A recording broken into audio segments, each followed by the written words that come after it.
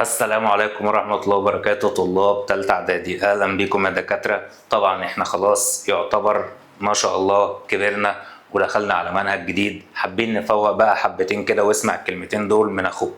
أولا إحنا دخلنا منهج جديد، يعني أسلوب جديد، يعني حاجات أنت ما سمعتش عنها قبل كده، ولذلك أنا قررت وقعدت أفكر كتير قوي ازاي ادخلك النحو جديد وانت فاهمه من قبل ما تسمعه، وازاي ان احنا نساعد بعض في خلال فترة الكورسات بتاعتنا. طبعا احنا نزلنا كورسات ونزلنا اساسيات النحو الطبيعية، بس الفيديو ده بالاخص مخصص لطلاب تالتة اعدادي واولى ثانوي، بالاخص لو انت ما كنتش حلو في تالتة، هو مخصص لتالتة في الاساس. وبرضه طلبة اولى ثانوي اللي داخلين خلاص البكالوريا، اولى ثانوي محتاجة برضه تفتكر الكلمتين دول.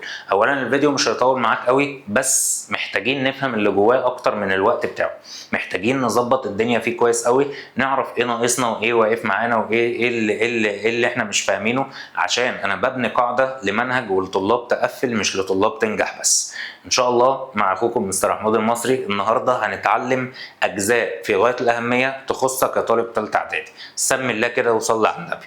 اول حاجه بسم الله كده، احنا هنتكلم كلمتين كده فرفشه، بس الكلمتين الفرفشه دول هيخدموك يا باشا في المنهج. اول لما نقول بسم الله بدانا المنهج.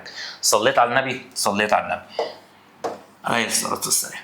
اول حاجه جميل، اول حاجه كتكوته صغنن، لازم تسمع الكلمه دي كويس قوي. عندنا حاجه اسمها الفعل، تسمع عنه؟ اه يا مستر انا قديم فيه. والله ما انت فاهم حاجه.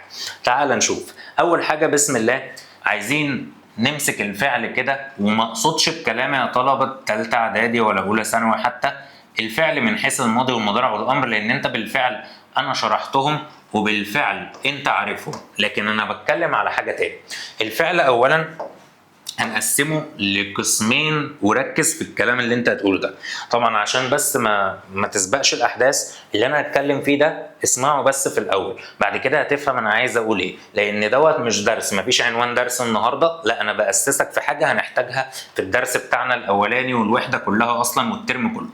اولا احنا بنقسم الفعل يا شباب لنوعين اتنين.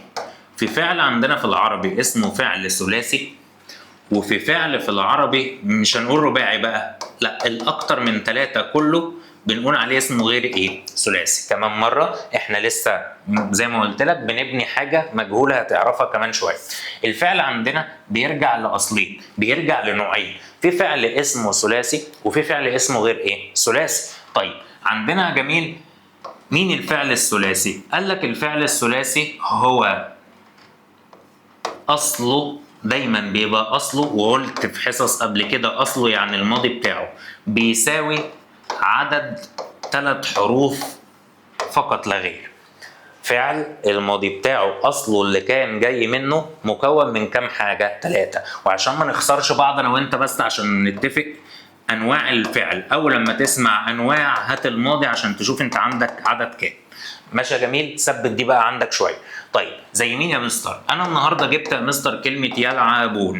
هسال سؤال لدكاترتنا اللي هيرفعوا راسنا ويا كسفتنا لو ما رفعوهاش. يلعبون هل كل حروفها يا مستر اصليه؟ الله اعلم. طب هنعمل ايه يا مستر؟ شيل كل ما هو لا يفسد المعنى. انا هرجع الماضي يعني الياء دي هتروح، وهشيل الضمير اللي هو الجماعه. اصل الكلمه دي اسمها ايه؟ اصلها اسمه لعبه. ادي 1 2 3. اذا ده نوع الفعل. البغل ده كله اسمه ثلاثي. تقول لي يا مستر بس هو مش كده، مش 3. حبيبي ارجع تاني واقول لك احنا مش بنحسب العدد من شكله، من ماضيه. افهم التركه دي كويس قوي. رجع الماضي تعرف النوع على طول، ده اسمه فعل ثلاثي. حلو الكلام؟ طيب يلا، الثلاثي ده اللي انت شايفه في الماضي هل في حروف زياده؟ تقول لي لا مفيش حروف زياده خالص، فبنسمي الفعل ده اسمه ثلاثي. وكمان بندلعه بنقول له مجرد يعني ما عندوش اضافات، ما خدش اضافات وما فيش حروف تتحذف. اول ماضي رجع فيه كان هو اصله بتاعه هو، بس خليك مركز في الثلاثي الاول. طيب يجي يقول لك كده في الامتحان مثلا كلمه زي كلمه يذهب. يذهب هنا اصلها ايه؟ يذهب هنا اصلها ذهب. اصلها ذهب.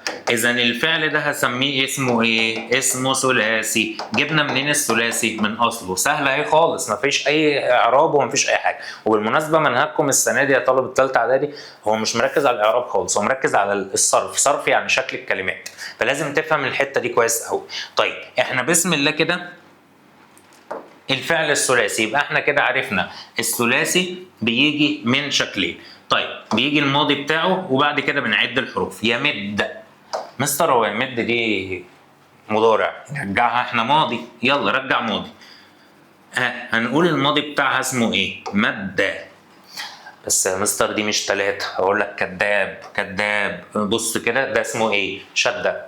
تضعيف. الشدة يعني ضعف. حرف مكرر كم مرة؟ 2. إذا لما بعد كده 1 2 3. الدال دي كم مرة؟ 2. لو أنت فكيتها هتعمل كده، فإحنا عدينها خلاص من غير ما نفك. مستر السؤال هنا يجي إزاي؟ هيقول لك حدد نوع الفعل عشان تبقى برضه مستوعب. أنواع الفعل عندنا في منه ثلاثي وفي منه غير إيه؟ ثلاثي. حلو الكلام.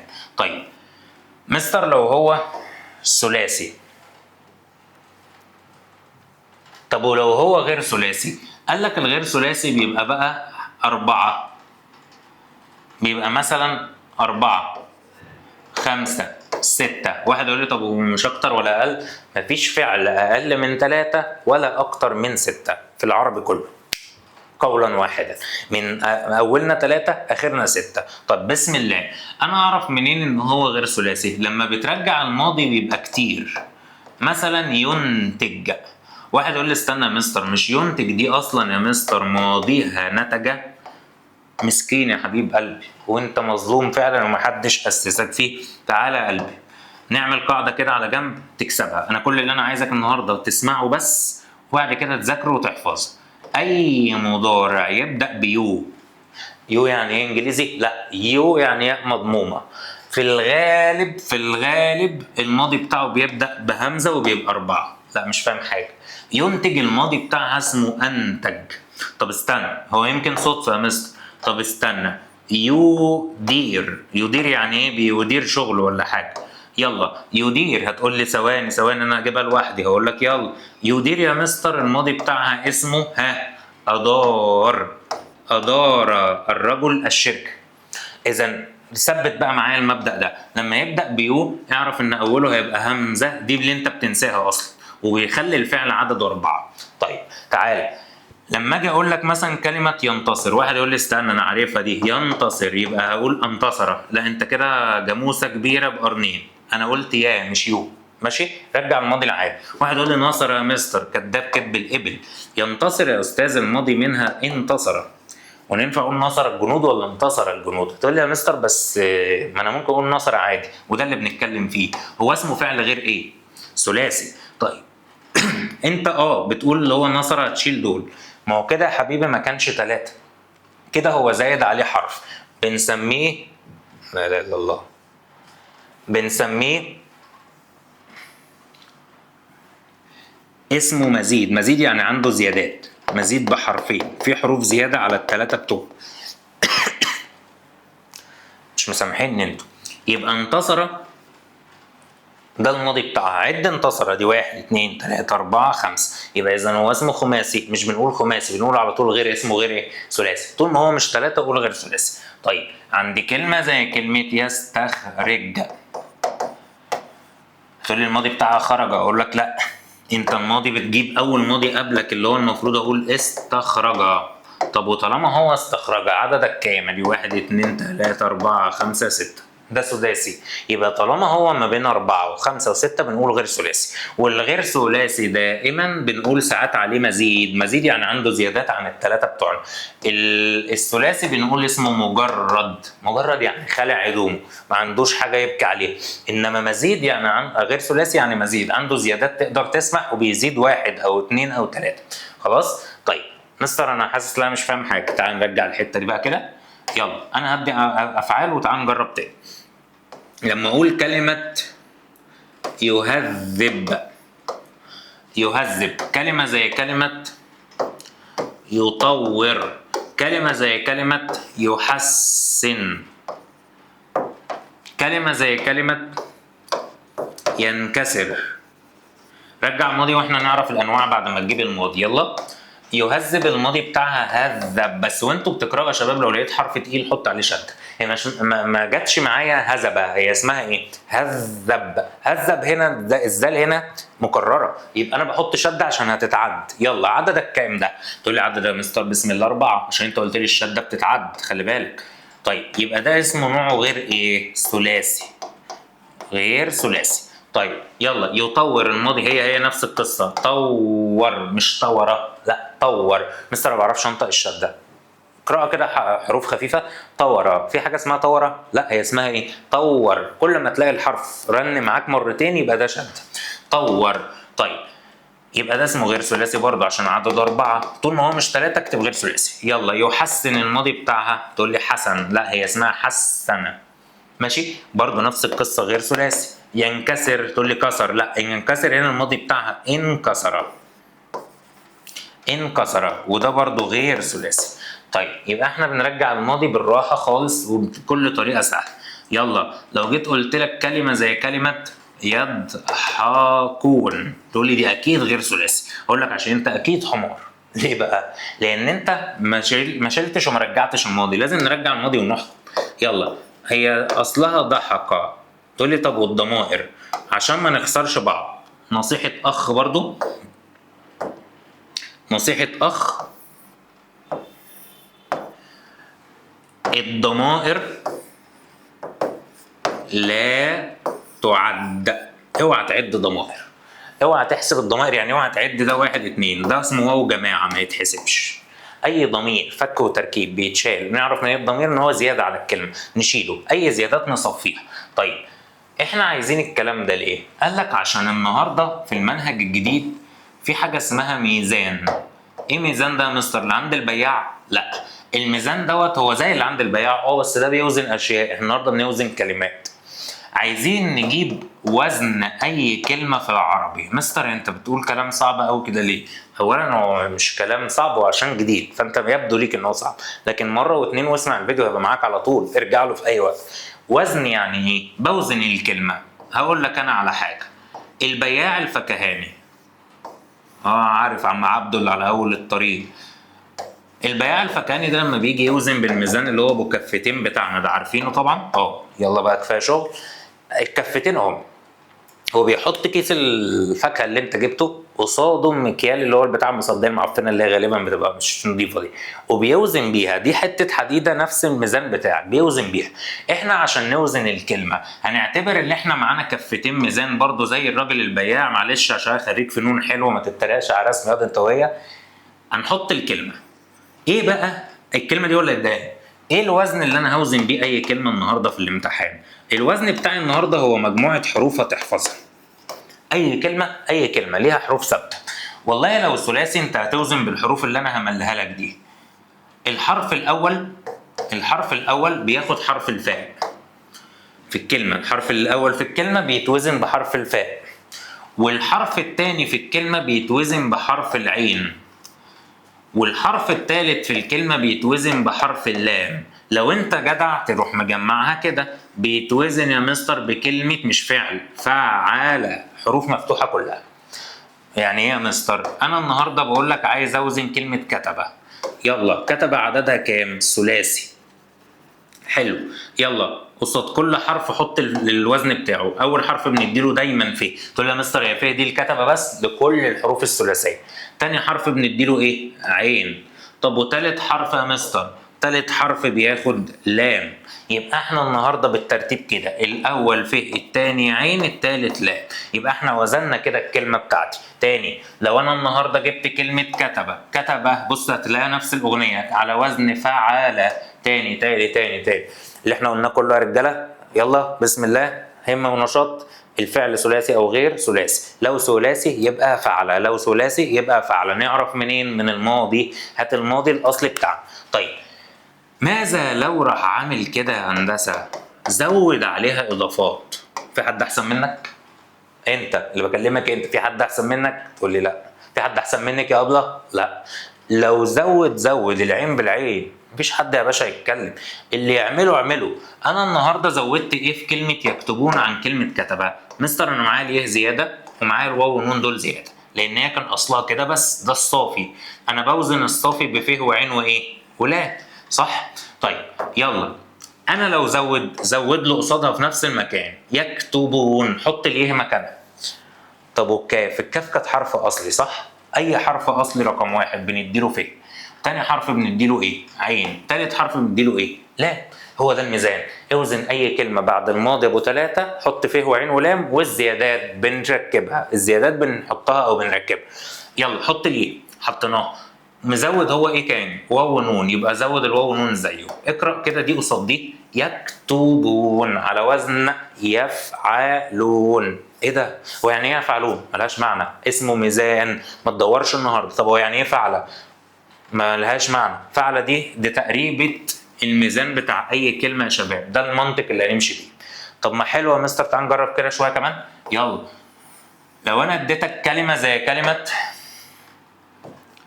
كسر، يلا كسر كام؟ تقول لي 3. يلا اي ثلاثي بنديله الاول ف، يلا، والتاني بيبقى حرف ايه؟ عين، والتالت بيبقى حرف ايه؟ لام. وزننا الاصلي. طب هو يا مستر هيجيب لي الوزن دوت ازاي في الامتحان؟ هو هيجيب لك الكلمه يقول لك اذكر وزنها، اذكر وزنها. فانا النهارده لازم اتعلم اوزن. يبقى الثلاثي اهو على وزن فعل. طب ماذا لو جابها لي بزيادات؟ يقول لي ايه؟ انكسر. يلا فين الاصل؟ اهو هعلم عليه كده، كسر اهي. يلا اوزن الاصل. هي انكسر هنا الكاف كانت واخده فين؟ سي واخده عين، والراء واخده لام، صح؟ لا فعله يعني كل 3 بفعله، خلاص اتفقنا. بس انهي 3 الاصليين؟ مين اللي زاد؟ اللي زاد اهو الف ونون، نركبهم على الكلمه كما هي. اعرف منين ان انا اوزن صح؟ نفس النطق بنفس كل حاجه. اهو انكسر على وزن انفعل. يعني ايه انفعل؟ ملهاش معنى، قلنا اصحى بقى معايا بقى. يبقى هي ملهاش معنى، ما اسمهاش معنى كلمه انفعل، لكن ده وزن الكلمه، الصوره بتاعتها، المرايه اللي ببص فيها. يبقى ده اسمه الميزان الصرفي. ايه الميزان الصرفي ده؟ بوزن اي حروف كلمات في العالم بنفس المبدا ده. طب يا مستر لو راح جاب لي كلمه صام، صام ده فعل معتل لو انت واخد بالك، في حرف عل اهو. طيب صام كام حرف؟ 3. على وزن ايه؟ فعل. طب يا مستر لو كان جايب لي كلمة صائم، هقول له على وزن ايه؟ على فكرة ممكن يا شباب تجيبوها بالودن عادي، اقول له صائم على وزن فاعل. طب ماذا لو كان جايب لي كلمة صوام؟ تقول لي على وزن فعال. اذا هتلاقي في كل الاوزان في ف وعين ولام اساسي، والزيادات بنركبها. شايف الالف نزلت والشده نزلت، خلاص. طيب تعال، لو كان جايب لي كلمه قائل، قائل دي اللي هي مين؟ اللي هي قال يا استاذ. طب قال دي على وزن ايه؟ فعل يا استاذ. عايزين نحطها هنا بقى، ادي الف. مستر الالف دي ايه؟ الالف دي لما بتبقى في الاسم بتبقى زياده، ماشي؟ اقول قائل على وزن ايه؟ فاعل. احفظ دي، كل الف بتتحول في الاسم بتبقى همزه على نبره. الالف دايما في العربي مش اصلي. مستر انا حاسس لا دماغي لفت، لا ما لفتش ولا حاجه، اللي انا قلته في كلمتين. يلا، الفعل ثلاثي وغير ثلاثي. الثلاثي بنوزنه بكلمه ايه؟ ف وعين ولام اللي هي كلمه ايه؟ فعال. والزيادات بنركبها في مكانها، والزيادات بنركبها في مكانها. طيب ادي اللعبه كلها. طب ماذا لو غير ثلاثي؟ غير ثلاثي بنزود له لام بس، مش احنا كنا بنوزن بفعله اهي، هتزود لام تاني. ايه فعلله دي يا مستر؟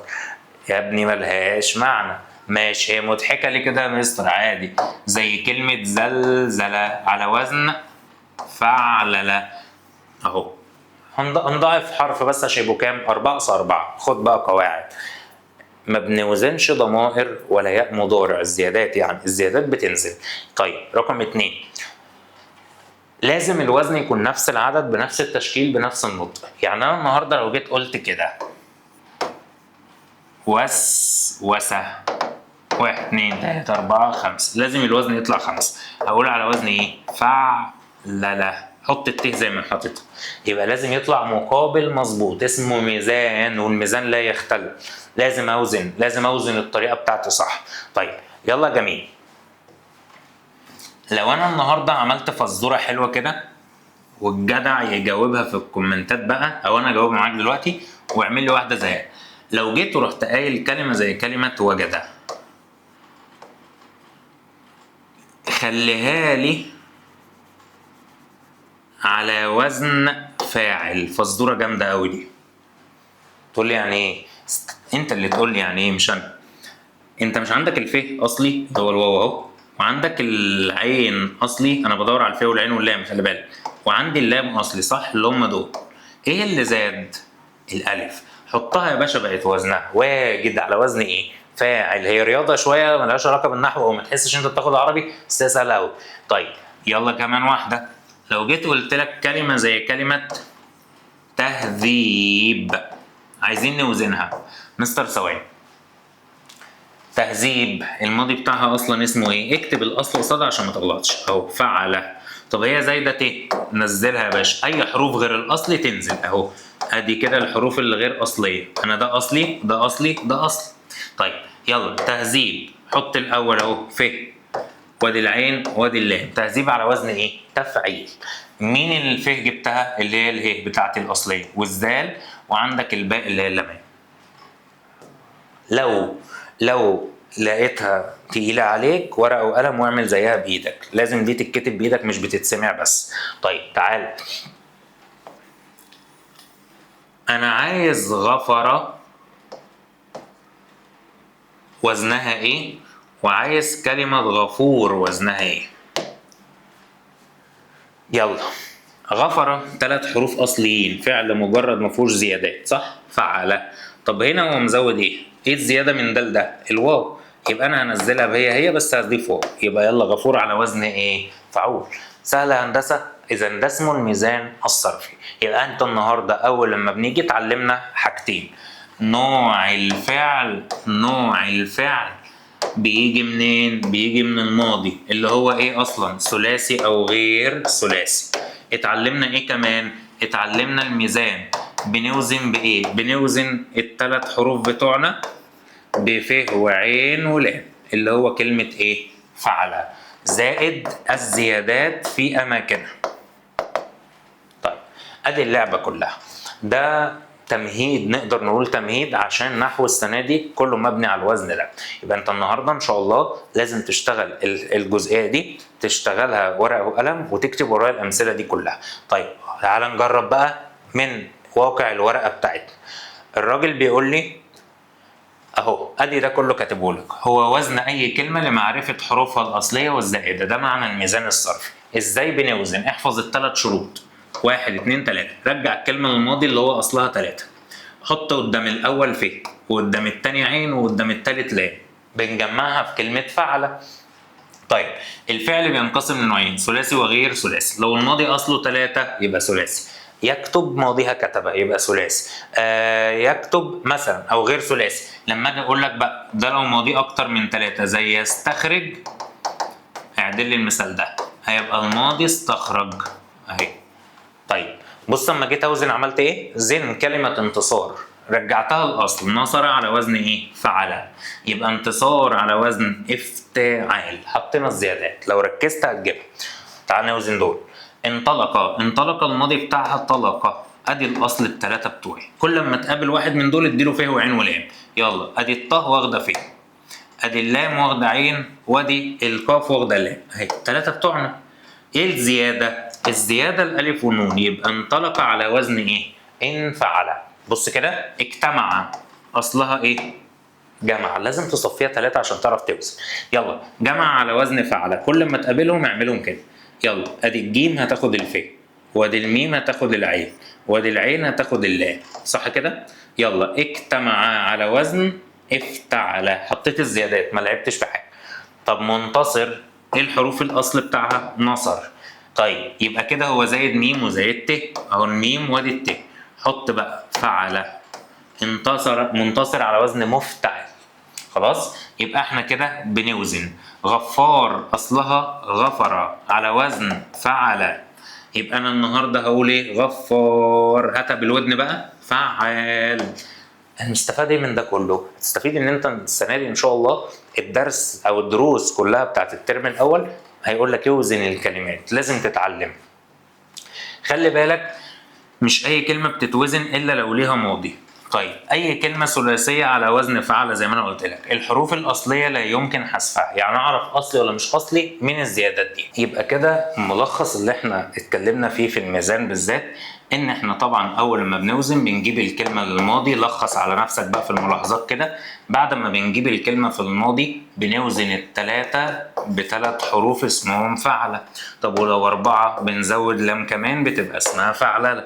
طيب بعد ما بنوزن الزيادات ايه وضعها؟ قلنا الزيادات يا حموكشه ان الزيادات بتنزل زي ما هي.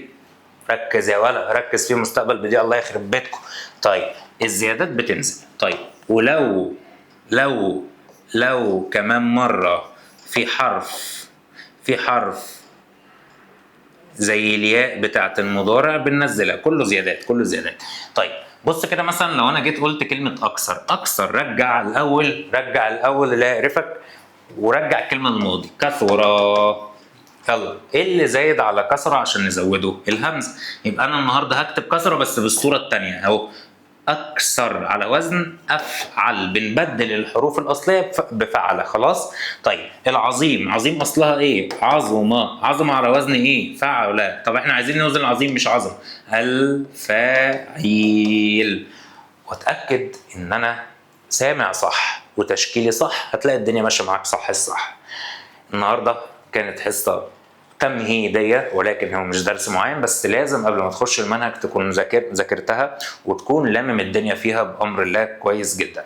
طبعا مش محتاج اوصيك ان السنه دي هي سنه مهمه وسنه مصيريه وسنه شهاده، فلازم يا قلبي تكون داخل متاسس كده. انت مطلوب منك تسمع حصه الكورس الاولى والثانيه، وتسمع الحصه التمهيديه للطلاب ثالثه اعدادي وطلاب اولى ثانوي هنحتاجها، لان منهج الترم الاول في اولى ثانوي المفاجاه هو منهج الترم الاول في ثالثه اعدادي، يعني هيكون هو بزيادات ملاحظات بسيطه.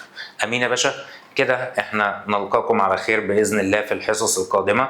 بنحضر لكم مفاجآت ومراجعات كويسه قوي قوي قوي قوي باذنك يا رب. كل حاجه هتلاقيني متابعك معاها خطوه بخطوه باذن الله. احنا كده خلصنا حصتنا النهارده، واشوفكم على خير باذن الله الحصه اللي جايه. اخوكم محمود المصري، السلام.